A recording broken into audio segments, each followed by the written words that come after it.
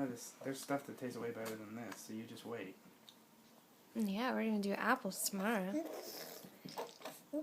Make those poo-poo noises. Don't spit food at Daddy. They're fart noises, babe. Don't spit food at Daddy. What are you doing? I know this stuff tastes nasty, doesn't it? Here.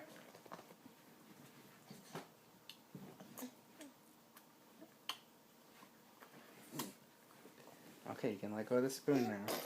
Oh! What is he doing? I wonder what he's thinking in his head that he wants to make those noises.